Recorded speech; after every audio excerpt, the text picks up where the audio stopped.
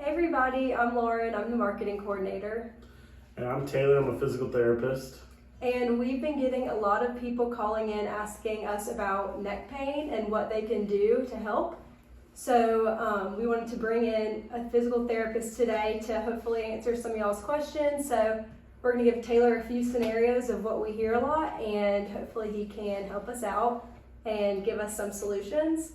So the main thing I hear is people sleeping on it wrong. They have no idea what they did. They just wake up one day and have excruciating neck pain to where they can't turn it.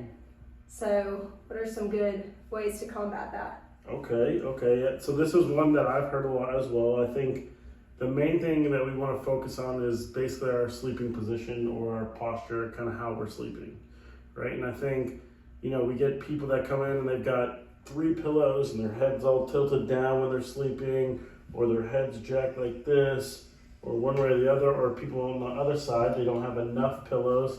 So when they lay down, one side of their head is tilted towards the other. And I think what that does is when you leave your head in a position like that for a long period of time, some of those muscles start to contract and they get a little tight, and then other muscles lengthen and they get too stretched out. So then what happens is when you wake up in the morning, you go to move your head, those muscles aren't supporting your neck the way they are or the way they want to, so that neck will just lock itself up to try to protect itself because the muscles aren't doing what they're supposed to. So my first suggestion to you would be check your pillow, right? And check the support of your neck, because if your neck's not supported when you're sleeping, then the chances of you waking up with pain in your neck is probably going to be a little bit worse. That makes sense. That one's definitely happened to me a few times, so I can take that advice. Another one that I hear a lot is people, straining their neck as they look down to read, whether that's on their paperback book or Kindle in their bed at night, and they're waking up with that stiff neck. Yeah, so this is a good one. Today is the day in the era of the cell phone, right? So we're always looking down, we're always doing those type of things. And again, it's a posture thing, right? If you lay down, if you like to read in bed, right? There are certain ways that you can position yourself so that your head and neck are supported when you read, right? But laying down with your head jammed up, looking like this, holding your Kindle up above you like that is definitely not one of the more prominent ways that you can read without pain. You read a few pages here and there, and you start to feel it in your neck. I would definitely advise you to change positions. If you do want to read in bed, a lot of it's support, right? So sit up against your bed frame, prop yourself up, and then get some pillows to help prop your Kindle or your book or whatever it is up a little higher so your head doesn't have to be so far down when you read. I think that's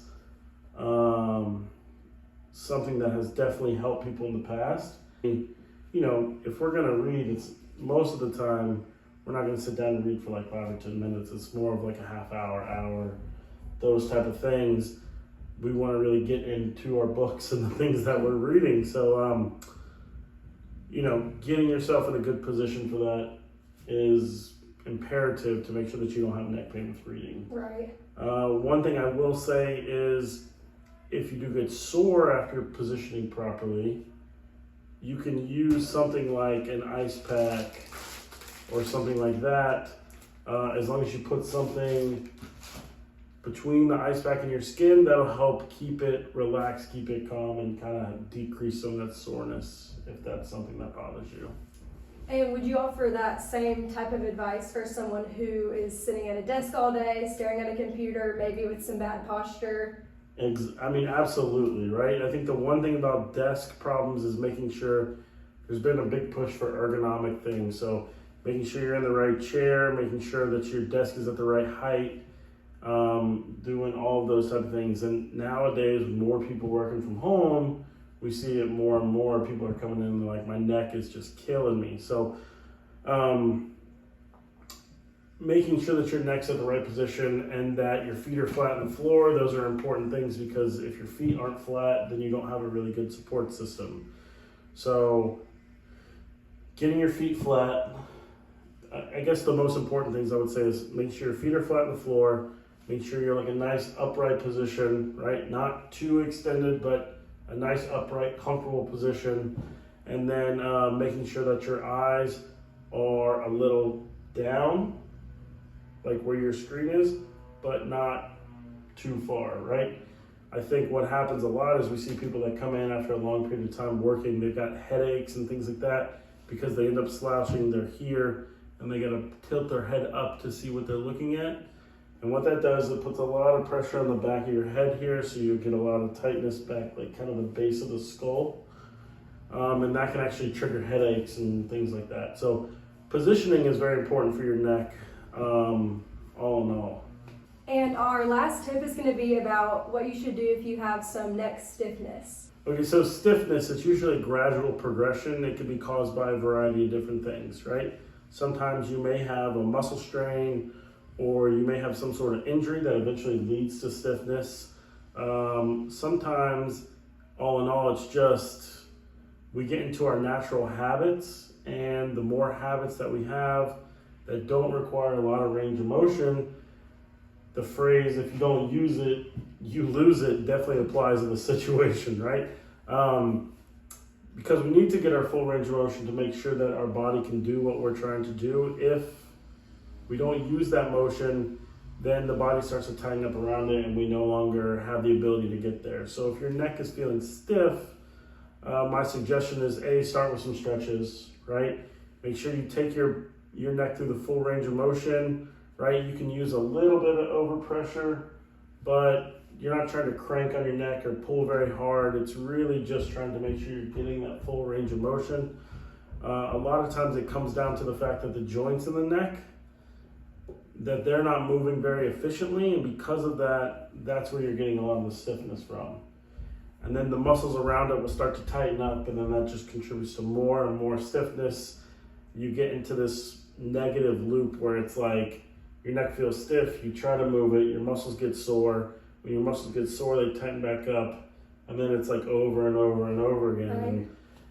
Right. And so a lot of times it's just making sure that, you know, you're taking your body through your full range of motion. If your neck's feeling stiff and you just can't seem to stretch it out or get it loosened up, you know, let us know. There's definitely some other ways that we can help.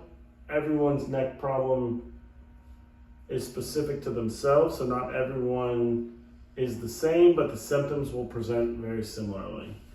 I think that is what's important. If you're feeling stiff, a lot of times heating pads will work well, right? To help loosen up some of that stiffness. Just be careful, don't burn yourself, right? Use the appropriate amount of layers to make sure that the heating pad's not too hot. Well, those were some great tips, and I think people will really benefit from those. Like he said, if y'all have any questions, please feel free to give us a call, and I'm sure one of our therapists will be happy to help you. And then just to kind of follow up with everything else, thank you for joining us.